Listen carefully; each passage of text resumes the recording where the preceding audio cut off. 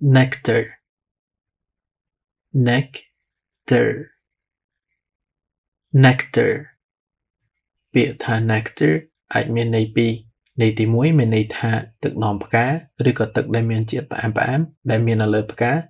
ដែលសត្វឃ្មុំប្រមូលយកទៅធ្វើជាទឹកឃ្មុំចំណែកឯន័យទី2របស់វាវិញនៅក្នុងទេវកថាឬក៏រឿងព្រេងជាដើមពាក្យថា nectar មានន័យថាទឹកអមតៈឬក៏ទឹកសម្រាប់អាទិទេពដែលបើសិនជាមនុស្សធម្មតាផឹកទឹកនេះ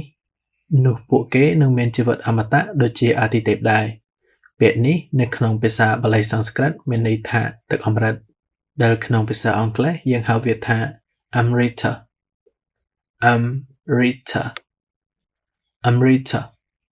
ពាក្យថា nectar ក៏មានន័យស្រដៀងនឹងពាក្យអង់គ្លេសមួយទៀតផងដែរពាក្យនោះគឺ ambrosia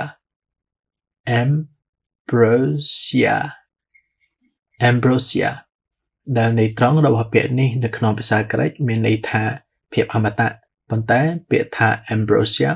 អាចមានន័យពីរគឺយើងអាចបកប្រែវាថាទឹកអមតៈសម្រាប់អាទិទេពក៏បានឬក៏អាហារអមតៈសម្រាប់អាទិទេពក៏បាន